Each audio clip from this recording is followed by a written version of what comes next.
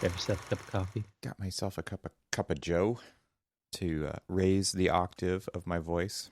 To welcome the new day. Mm-hmm. It's part of the ritual for sure. Yeah. I don't know what I, I'd do without it. I don't know what you're doing over there without it. I Got your lemon tea. Got your lemon ginger tea. yeah, I do. I got a spot of tea. Got spot tea. We're gonna Oh my we're gonna goodness. take my daughter to tea for her birthday. Oh, cool. Tea house, like a full-on British tea house. You Wow, got to that dress sounds up actually. and everything. Do you know how to tuck your shirt in? I don't know anything. just apply that to any question like that. Do you know how to tie a tie? What's a tie? What? Wait, I'm sorry, you said the same word twice. I don't understand. Oh, Do a wins a knot. when we do officially go back into reality, real world, whatever we But you want were to gonna call say it. rehab, yeah. Yeah, it could be rehab. It could be. But when we do actually go to that and we start to have to wear office wear, it's going to feel so weird. Like, I don't, Yeah, I agree. I think that's change. I think sweats at work is a thing. sweats at work better be a thing. So, yeah, and is that the worst name for any pair of clothing ever? Probably. I mean, I have a pair of nice, fancy dress sweats. We need a new name. We need a new name. Architects can name this in a much better way. But sweats? Really? Ugh. Leisure These are the pants. pants in which you sweat. Bring your sweat to work day. Oh, terrible. I think architecture is already built on bringing your sweat to work. Yeah, yeah. Built on the backs of bringing your sweat to work. So, how about them gas prices, huh? Uh, What's the deal with not that? only I not only gas prices, but gas shortage. availability. Yeah, Um, non-availability. so I went for a hike. Not really to be quite honest with you, I wasn't thinking too much of it Sure. un- until I started to see, everybody's posts about, oh my gosh, and people like going out and doing the exact same thing as they did with toilet paper, and they're hoarding gas where people are getting in line with cans and cans. They're filling up their cars and they're filling up their cans, and Mm-hmm. it gets to that last drop, and then they look back at the person that they just kind of like short sheeted and said, too Yeah, bad for yeah. you. It's all about me. Yep. Yeah. Don't care about you. and and so I went for a morning hike today and as I was so then it dawned on me, oh I need gas, when I drove past my normal gas station, Mm-hmm. and there's a line of at least 30 plus cars per pump, and there's 8 pumps. So do the quick multiplication. Mm-hmm. A lot of cars out there waiting for gas. On the And fly, that's 240 cars, 240 yeah, vehicles. Probably waiting, sitting there engine idling as well. engine idling, because waiting for gas. because like if you are on your phone with the engine off, someone's going to swoop in front of you if you're not like Oh yeah, on yeah, it, right? absolutely. And it's What so a weird too, because ridiculous. this is one of those that you can enter from either side, and so they've got mapped out where there's like actual lanes. It's just Yeah. like people coming from that side go to these lanes, people coming from this side go to those lanes, and of course it's a big cluster. Yeah, totally. Totally. Fudge.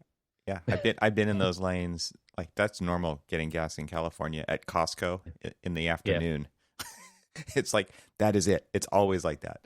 yeah, Oh my god. and so I was like, okay, well, obviously not going to that one, and I just kept on driving to my hike spot. You're like if I And stop there, I'll never hike. well, true, exactly.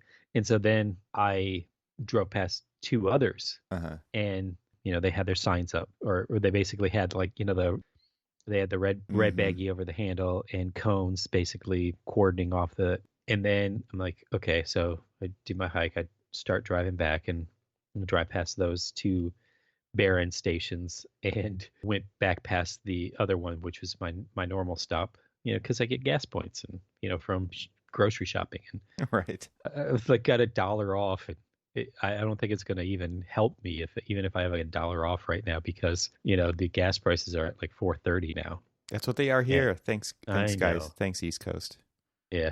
and Jeez. so and so then I go to this other one, which is usually normally a higher priced gas station, and the only time I ever go there, and it's the closest one to me, but the only time I ever go there is when I'm like You're about to I run don't out. even have enough gas to Yeah, get to like my normal spot. right. And they of course have the no gas, sorry, no gas sign like up. The only thing is that you don't see it until you turn in. So if you don't have gas, just turn Free your parking. signage off. It's free parking. Yeah, let's just turn your signage off and let people know in advance that you have no gas. Right. So I was chatting with my wife because she was just like, I mean, I have my range counter says that I've got 61 miles of gas, Which is a lie. which is a lie, as we all know. And then, of course, hers has a smaller tank and it's got probably roughly around the same mileage range right now. And she's like, well, what are we going to do? I'm like, well, push comes to shove, one of these cars that have basically been sitting here for the past year that we haven't driven, one of them has a full tank, and that's 21 gallons right there. So, Yeah, you probably got to get that car moving too. You got to stir that stuff up. no, I've started it, Okay. on numerous occasions and let it run You might and want to all go that other stuff. jostle it So, around a little. yeah, well, it might not be in there much longer because You got I'm a sitting siphon. on, You got to pump it out. exactly, I'm sitting on 21 gallons You're sitting of on a gold right gold now. mine right there. Exactly. You guys think that the plywood situation and just the regular construction wood situation is right now? Oh my gosh. Jeez. All those EV owners are just like grinning smugly as if they needed more fuel for that fire. But don't bump. Yeah. Well, These Tesla fanatics are pretty stop proud making right now. stop building ugly cars, and I might decide to buy one. Yeah, there's a lot of ugly EVs out there, that's for sure. Oh, and I'm sure I'm going to burn a few bridges when I make this comment, but there is nothing visually appealing to a Tesla. It is an ugly car that they basically have said, okay, well, we need an SUV version of it. We need a small version. We need a big version. We need a roadster version. And so they basically took the same car, put it on a stretcher, and kind of like it's like taffy, and they pulled it in every which way, and it's still an ugly car. Sorry, Tesla What's the owners. command in Rhino? It's like box mesh or something like that. Yeah, And exactly. they just kind of squished and Highlighted it. squashed and pulled and yeah. So I've got no love for them. I'm just waiting for here. I'm just going to throw some more fuel that I don't have because we don't have any on the fire. I'm just waiting for the new Hummer to come out, Mm. So you're a box man. which it is all electric. So don't come yelling at me like, "How dare you say Hummer?" Yeah, it's a faux pas. You can't own one of those. Oh man. I'll be honest. I think it's actually hilarious that General Motors put out the Hummer originally as a big monstrous gas pollutant nightmare, and then it went away, and everybody felt better about themselves. So it's like at least we got rid of the Hummer. Now the Hummer's coming back, but it's just like but you can't hate me now because I'm all electric. Yeah, can't hate me now. Exactly, exactly. So I feel like I want one just out of spite. Yeah, I'm not going to own one because it's ungodlyly expensive. yeah, Is ungodlyly a word? it is. It is now. It is now. It's in But podcast canon. Yeah. exactly. So uh yeah, until Disney buys us and then they might rewrite it and say none of these existed before. So It's all of culture right now, actually. yeah, Yeah, yeah, exactly. that never happened. Look over here. So So what's you've been swinging a hammer, I've been shoving a shovel. sho- shoving a shovel, swinging a hammer, doing Yeah. all sorts of things. Oh man, I have my back is dying. My boy and I are digging trenches and holes for foundations at this point. And otherwise, I've just been ordering and stocking up on crazy expensive building supplies so that I can build a deck. But just trying to finish the backyard before it gets too hot out here. And it's actually, the weather's actually staying pretty nice, but I don't have long until it becomes unbearable. So the deck project is underway. And yet, yesterday, the day before, I found all the rocks in my town. They're all buried in my backyard. Exactly. All of them. I'm pretty sure I found the dumping spot from when they dug the foundations originally for the house. Because, just an impossible number of small boulders that stop shovels and pickaxes in their tracks. So a lot of time down on hands and knees, just pulling rocks out of the ground doesn't make things go faster, doesn't help the back situation. There's so many things wrong with it. So yeah, it's definitely an exercise in futility as far as the rocks go. But other than that, the design went quickly, the ordering process went quickly, the supplies actually showed up really fast. And so now it's just like, okay, what's the right sequence of events? How do I get this thing leveled? When you're dealing with inside a room doing remodeling and stuff. And I learned that this next statement is not true, but it's pretty square, right? Right. It's pretty square. And outside, we've got natural terrain to deal with, and leveling and squaring things off of existing structures and tape measures and stuff. It's just a new ball game, something I'm not used to, and it's an exercise for sure. An opportunity to buy new tools like a laser level, 360 degree laser level that levels in multiple directions at once, which I wish I had when I did this remodel. I actually borrowed one from a friend for a piece of it at the end, and it was amazing. So I that was my order yesterday, was a laser level so that I can, which is surprisingly difficult to find to use outdoors. Indoors is one thing, low light situations is fine. You can go with a cheaper one, but outdoors you gotta probably have to wait till the sun goes down to use it. But I'm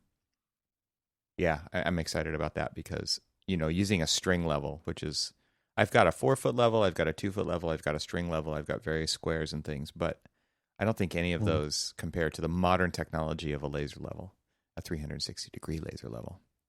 So the question would be is, how much more usage are you going to get out of it? Yeah, that is the question.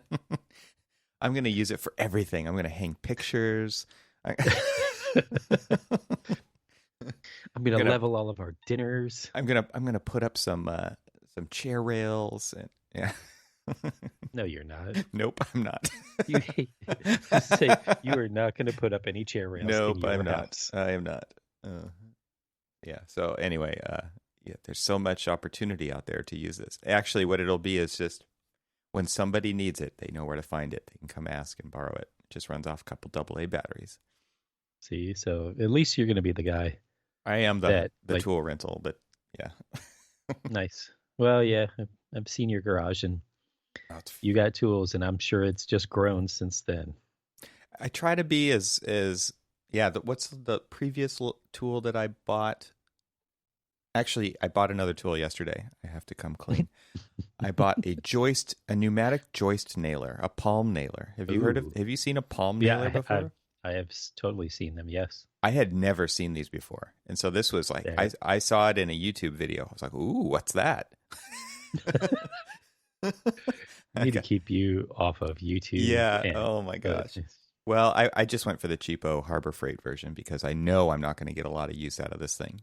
But it looks amazing for nailing in tight spaces, and it's pretty cool. It works with any nail that you want to put into a wall or into a joist hanger, for instance. But I'm pretty sure the tip of it's magnetic, so you just kind of pop a nail on and line it up and go. And that looks really cool. It's just these tiny. So for those listening who've never seen one of these before, like me, 2 days ago, I was this many days old when I learned about palm nailers.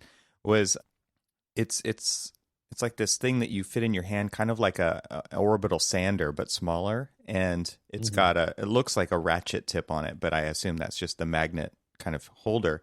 And it just does these super fast, super tiny pneumatic punches, so it's hooked up to an air canister, and it just drives a nail in super fast, but in with very small strokes. So you just hold it onto the nail, and it just like zips it magically into the surface that you're putting it into. So I'm excited to try that thing out. And then Zips it magically. it zips in the nails. And then previous to that, I bought a basically like a roto hammer kind of a drill, a driver drill, so that I could drill into CMU and concrete, an impact drill. Hmm. I haven't had one of those, and again, I went for the Harbor Freight version because it's going to be very minimally used. But we've got our whole house is surrounded by CMU walls, and we want to grow vines and put various attachments to the walls so that we can get stuff up onto the walls and cover it up because it's horrid. And so I bought one of those to put in the expandable anchors, expansion anchors into the wall, stuff like that. And that was amazing because before that I was just using a power drill, and it's a terrible process to drill into anything concrete, right? And this thing, it is magical. It just like hammers right into it while it's drilling, and you're done in no time. So it saves your back, it saves your arms, it saves your regular drill for its regular uses. You don't burn it out. Right. Well, So those are my tool purchases in the last, I don't know, 6 months probably. yeah, most of mine have all been automotive tools. Yeah. So I haven't done much around the house. Probably a bad thing. I Probably going to remember have before to you start were, borrowing your tools. yeah, I'll just FedEx them to you. Save the planet. Not really. No. I think last time you were doing something on your house, you were scraping and painting. You were Yeah, which continual process. that will be coming soon again. Yeah. Probably the same location. I need to do that too. My house is due for a paint job. This is the thing about owning a house. It's just continual maintenance. So think about that, for those of you out there thinking it's all bliss owning a house, getting that investment going. Oh my gosh. It's just one project after another, never ending. What's going on in the architecture world? What's your schedule? Well, Nothing lighten up at all? I have slept, and that's good. Has it lightened up? No, but getting more staff on, making sure, that we get everything going. The schedule itself, no. And honestly, now that the other project is wrapping up bidding, I see schedule is going to be even worse. Oh, great. How worse can it get? Yeah. The episode, this can end well. We'll see if I can go even deeper than that. No, I mean, and we've got, a guy who was, kind of like the primary lead on the other project that's about to start construction, just went on maternity leave, and so I've got to kind of step back into that one a little bit and help kind of shepherd that through the the final permitting process, as well as the final bidding process, which is in 2 weeks. So, well, and then of course the other project, we have a big, massive presentation that's basically we've got to nail it. It's got to be perfect, or they don't approve funding to continue on. So, no pressure. No pressure. Yeah, no pressure. No pressure at all. Jeez. Wow. So what is the bidding climate right now? I am worried because of, well, now even more so, because we've got this temporary fuel shortage. But the problem is that even with it temporary, now that pipeline is open backed up, is that there's a hiccup in the supply chain. Mm-hmm.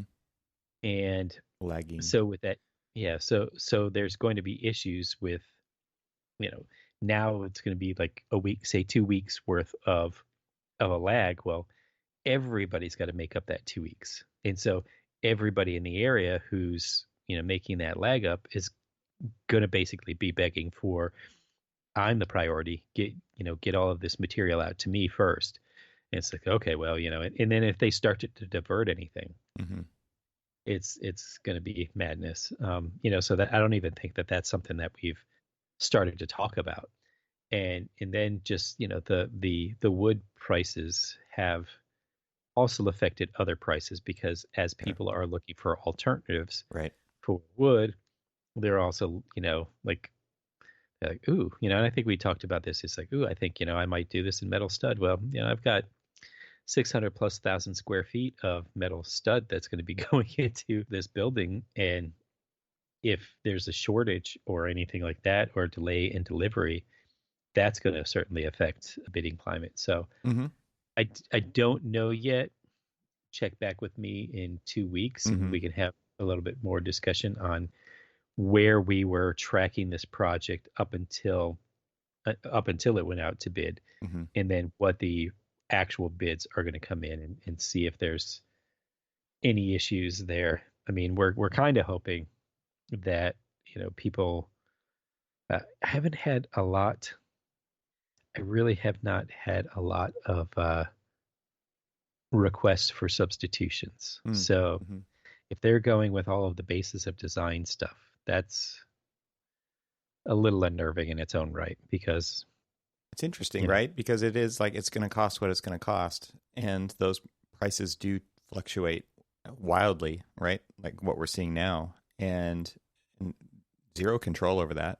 And redesign based on swaps is a huge time-consuming effort, and not necessarily even one of those things that's going to work out in the end, right? Like just because you're swapping out one thing for another doesn't mean that it's going to be a lot better, right? You're going to so this is like an interesting issue in the building industry in general, right? It's just the inability to control all of this stuff throughout an extremely long design process, and then through bidding and permit and all those things in between. Just this is why people don't want to use architects, right? Because they're not buying the thing at the end. They're buying that process and that uncertainty and that risk all the way through the whole thing. And it's not like they're actively saying, I don't want to use architects because of all that. But these are some of the big reasons why. Because they're sinking, in the residential market, they're sinking their life savings into this.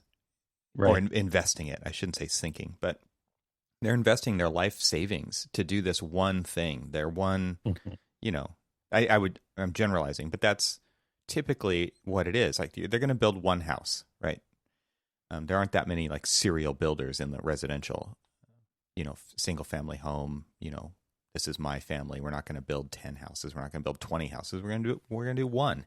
And man, what an unnerving process to go through when it's like, this is all the money I have. Right? Yeah, exactly.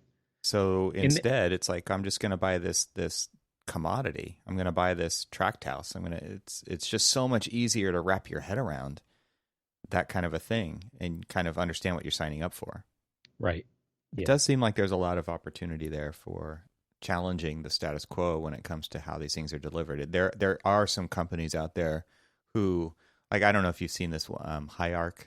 I'll put a link to it in the show notes, but in fact, I should pull it up right now because I don't want to speak out of turn. But it's really interesting it's kind of like the old school plan book of when I was a kid, right? It was like that thing that I wanted to go thumb through and draw floor plans, and I would just geek out on looking at floor plans. But they say concept to construction in days, not months. And it's really interesting because this team is building a technology platform that lets you kind of go in and customize and swap. It is kind of like getting a builder home, but on steroids, because it's updating in front of your eyes. So it's not as simple as like that, turning that third car garage into an office or a nursery. It's more like you can customize everything throughout the entire house, and it does plans, takeoffs. It gives you the full 3D. It gives you construction documents, right? And then you take that. That's why they're saying days, not months, because like they're cutting the design process out. They're cutting the architect part out. And it's Great. probably architects who are actually making this tool, because it's like we just talked about, that current process. There's so much uncertainty into it that people aren't using it, right? So how can we actually build a tool that kind of takes the uncertainty out of it and actually has prices equipped right into the tool?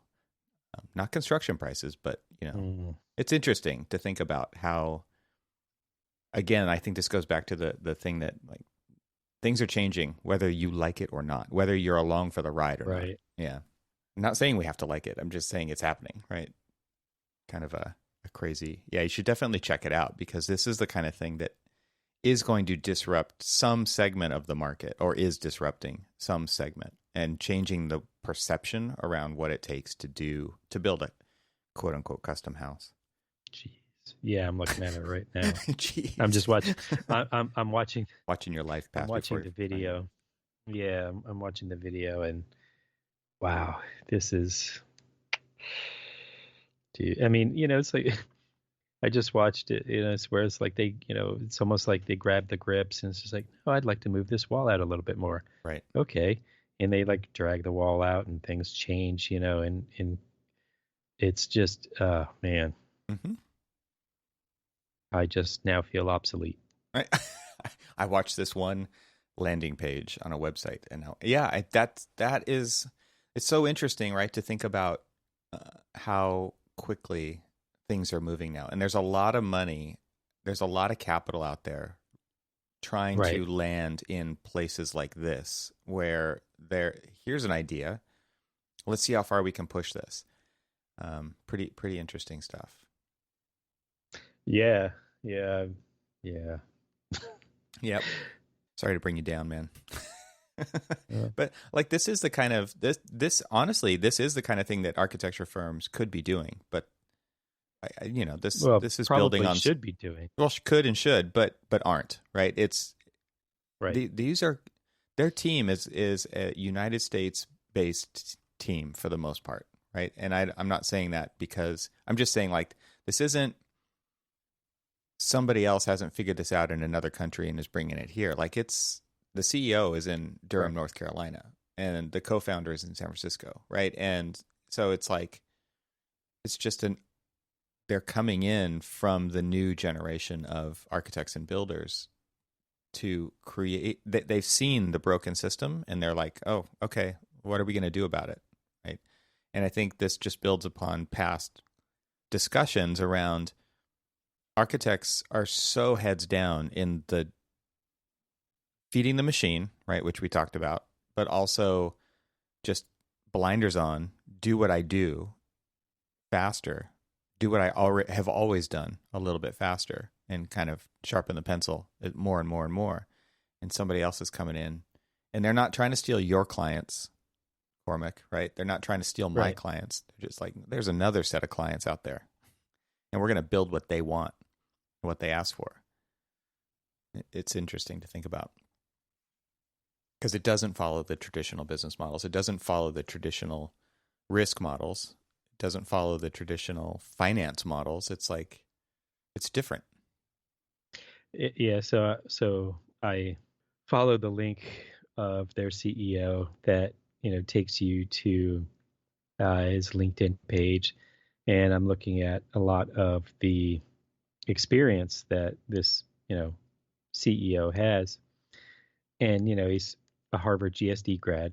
Mm-hmm. And he's done a lot of production, kind of responsible for designing and prototyping. And so, I mean, it almost makes sense that, you have that mindset of like thinking about how to do a quick delivery method of it. It's kind of amazing. And that these are architects mm-hmm. that did this. I mean, the other co-founder, he's spent a lot of his career, graduate with architecture degrees, but spent a lot of his career in, design technology experience. Worked at Autodesk in, research and development side of things and stuff. I mean, and it makes sense to, basically bringing in technology to kind of automate some of these process. Now, I mean, is it tailor made? Who knows? I mean, it would be interesting to kind of like just talk to these guys about, the concept, and really it's just like as we've talked in the past, it's like finding this need in the market that architects seem to be reluctant to, like pursue. Right. And so they say, okay, fine, you're not going to do it. We are. Mm-hmm. And so it's kind of interesting. I mean, I think it's time to reach out, have a little chat with these fellas, because it really is kind of an interesting concept, a depressing concept, from the traditional architect's side of thing. Yeah. Well, what's interesting to me is, so I'm trying to think. My wife said something to me yesterday, and I said, and I can't remember what the subject was now, which is lame of me, but the analogy that I thought of was, well, that's like saying, let's go draw up a set of buildings with pencil and paper. It was an analogy like that, where it's like, we are never going to go do that. We're never going to do it like that again.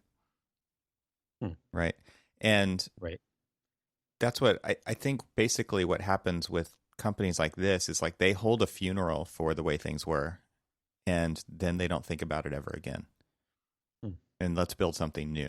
And I feel like because our profession has been around for so long and is so entrenched in the way we do things, in the famous podcasting air quotes, we're so attached to the nostalgia of the way things were. The older generations, I don't think the new generations are, because they grew up with technology in their hands. It's just very different. It's a very different outlook. They're very much like, well, what are we going to do about this? We're going to make it better. We're going to make it what we want it to be. But I think there's such a firm grasp on that nostalgia for the way that things were, and the simplistic nature of delivering a set of, drawings that was 10 sheets instead of 1,000 sheets, right?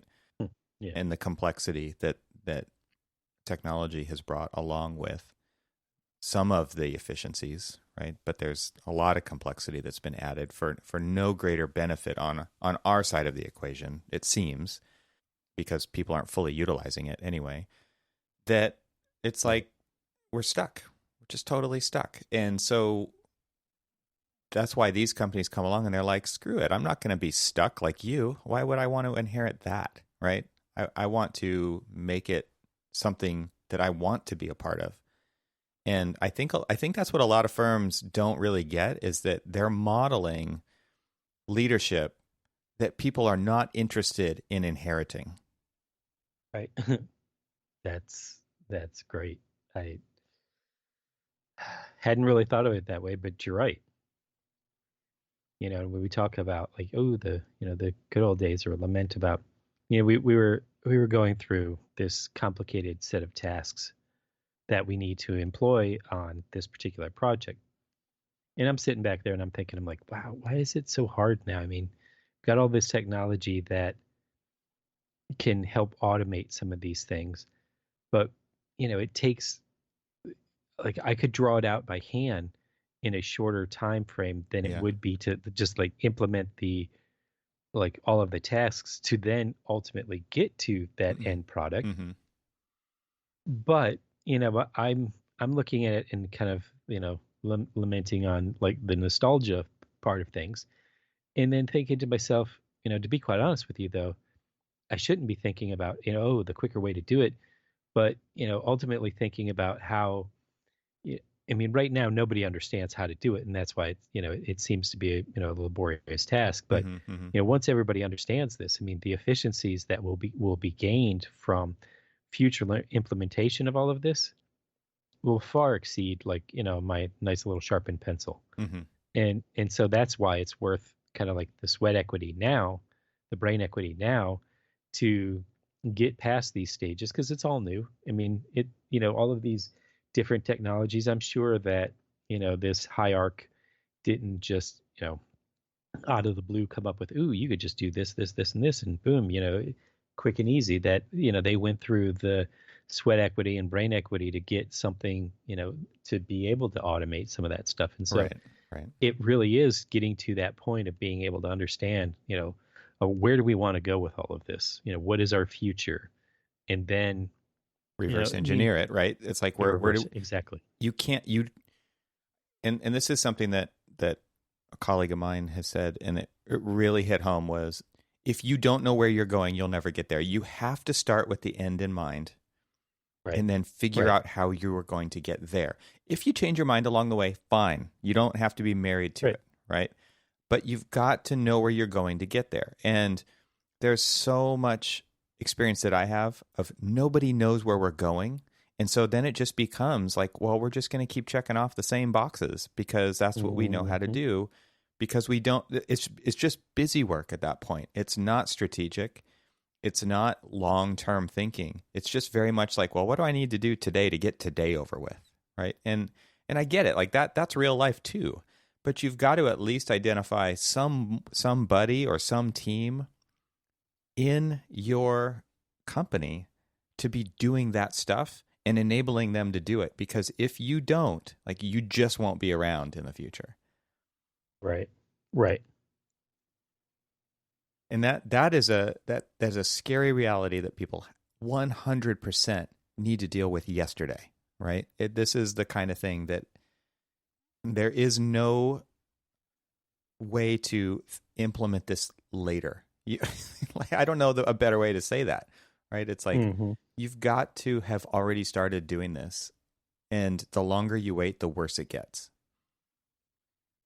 And that's why you see stuff like this, and it is kind of take your breath away, and it does kind of like give you that sinking feeling, and it's like, well, yeah, maybe this isn't the answer. Of course, it's not the answer. This is a huge profession. It does tons and tons of things, and all we're talking about here is one little slice. But that's how it starts. Like, that's all you can do is actually just bite off one little tiny slice, and then innovate on that and see where it goes. And if it doesn't go where you want, you change it. But if you're not doing that, if you're not taking any bites at all, like, yeah, you are going to starve to death, Right. It's interesting stuff. So those gas prices, huh?